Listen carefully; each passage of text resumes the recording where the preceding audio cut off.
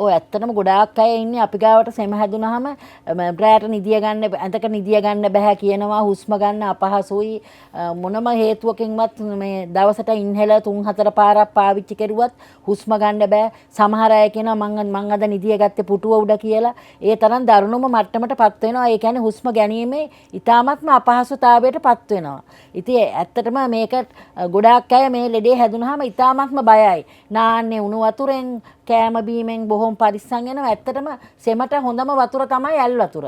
ඇල් වතුරෙන් නෑවොත් විතරයි සෙම හොඳ කරන්න පුළුවන්.